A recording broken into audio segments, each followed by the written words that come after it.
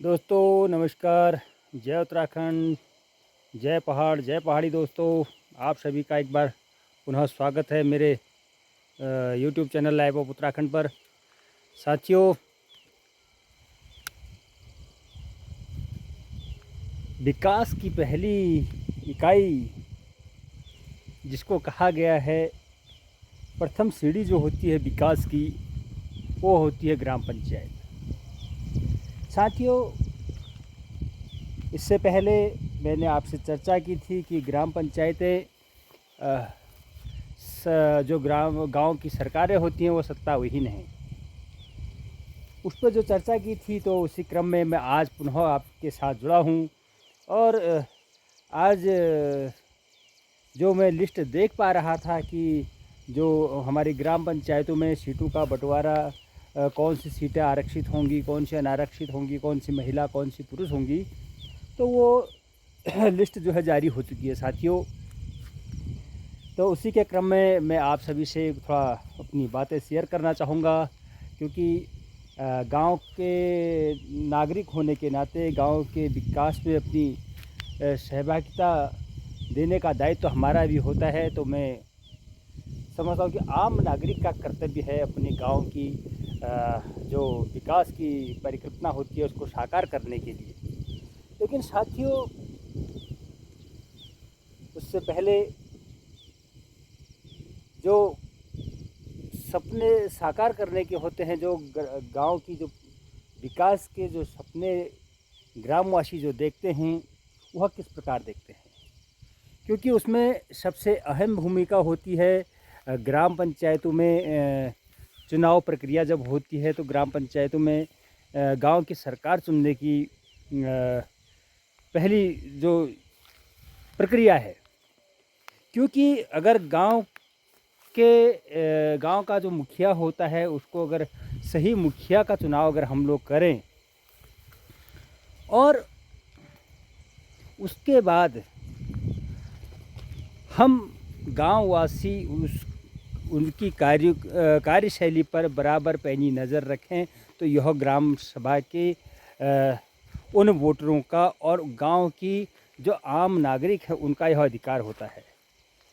लेकिन साथियों, समय के हिसाब से आज देखने को मिलता है कि हम सरकारें तो चुनते हैं, लेकिन किस प्रकार से हम सरकारें चुनते हैं। चुनाव आ चुके हैं, त्रिस्तरीय पंचायत चुनाव का आगाज़ लगभग हो चुका है, क्योंकि आरक्षित अनारक्षित की जो सीटें हैं उसकी लिस्ट आ चुकी है। तो गांव के नागरिक का जो पहला कर्तव्य होता है कि गांव की सरकार चुनने के लिए सर्वप्रथम तो वो निष्पक्ष हो और किसी प्रकार के लोभ लालच में ना आए। लेकिन अमूमन देखा यह गया है कि गांव के ही लोग, हम अपनी गांव की जो सरकार चुनने के लिए उसमें हम यह देखने लग जाते हैं कि कौन धनाढ्य है, कौन पैसा कितना खर्च कर सकता है, या वह किस प्रकार का व्यक्ति है, उस पर हम नज़र रखते हैं। नज़र किस प्रकार का, कहने का तात्पर्य है कि जो गांव का विकास करा सके, उस प्रकार के आदमी को चुनने की आज ललक किसी के अंदर नहीं है। क्योंकि हमें गांव के अंदर एक ऐसा व्यक्ति चाहिए होता है जो सबसे लड़ सकता हो, जिसकी पकड़ भी हो, जो सत्ता के करीब भी पहुंच सकता हो। बेशक गांव के कार्यों की अगर बात करें तो कार्य चाहे ना हुए हो, लेकिन लोगों को व्यक्तिगत कार्य चाहिए होते हैं, चाहे वह स्वार्थ किस प्रकार का होता है मैं आपको बताऊं। चाहे वह किसी परिचित के अंत्योदय कार्ड बनने हों, या गरीबी रेखा के कार्ड बनने हों, या किसी के घर में कनेक्शन लगने हों, इस प्रकार की जो छोटी मोटी जो कार्य होते हैं, उसके लिए हम ऐसे दबंग व्यक्ति का चुनाव करते हैं। और जहां अगर विकास कार्य की बात करें, आम जनता पीठ पीछे बात करती है, लेकिन जब चुनाव का समय आता है तो चुनाव पैसे का और शराब का किया जाता है। क्या यह गांव के विकास के लिए सही है? क्या इसी प्रकार से गांव का विकास होना चाहिए? जो हम देखते आ रहे हैं, क्योंकि गाँव में आजकल जो गाँव की सरकार होती है उसके लिए पहले देखा जाता है कि उस व्यक्ति के पास पैसा कितना है, क्या वह धनबल से मजबूत है, क्या वह एक गांव की सरकार चुनने के लिए जिसको हम गांव का मुखिया बनाना चाहते हैं, क्या उसके बाद 2-4 लाख रुपया है नहीं है जो खर्च कर सके। क्या हमें ऐसे जनप्रतिनिधियों का चुनाव करना चाहिए। साथियों, मैं ज़्यादा कुछ न कहूँगा, क्योंकि मेरा इतना ही कहने का तात्पर्य यह है कि अगर हम अपनी गांव की सरकारें चुन रहे हैं तो सबसे पहले हमें जो आम वोटर होता है, जो गांव का नागरिक होता है, जिसके गांव का विकास होना है, तो उस व्यक्ति को निष्पक्ष होना चाहिए और ना ही किसी के दारू मुर्गे में या पैसे में ना आकर, किसी के बहकावे में ना आकर अपने गांव के विकास के लिए एक ऐसे व्यक्ति का चुनाव करें जो वाकई में गांव का विकास कर सके। क्योंकि अमूमन देखा गया है, उंगलियां ज़रूर उड़ती हैं, जिसको हम मुखिया चुनते हैं वह कोई भी योजनाएं होती हैं, कोई भी योजनाएं जब बनती हैं तो पहले वो अपने घर के लिए देखते हैं, चाहे वो किसी माध्यम से, चाहे आज की डेट में जो छोटी छोटी जो चीज़ें होती हैं अमूमन हमने देखा है, चाहे वो सोलर लाइट का कार्य हो, चाहे वह सोलर पंपिंग की कार्य हो, या फिर अन्य प्रकार की जो सुविधाएं होती हैं, वह जिसको हम जनप्रतिनिधि चुनते हैं, गांव का मुखिया चुनते हैं, वो सबसे पहला अपने घर का वो कार्य करता है।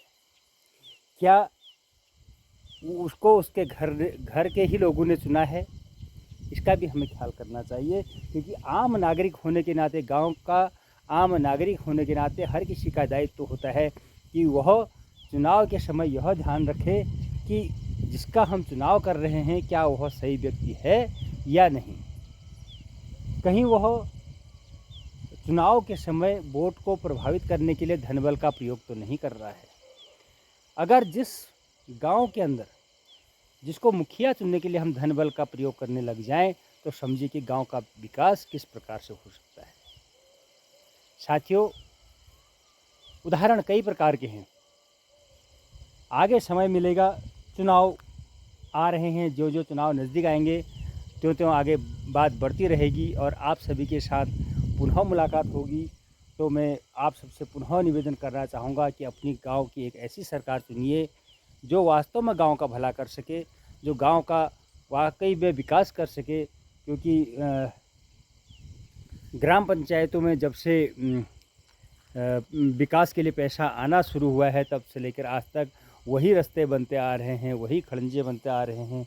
अगर आज तक कोई भी ठोस एक रास्ता एक बार बना हुआ होता तो आज शायद हमारे गांव की जो आम पगडंडियां हैं वह भी सोने की बन गई होती। साथियों, इसी के साथ आप सभी के साथ से विदा लूँगा।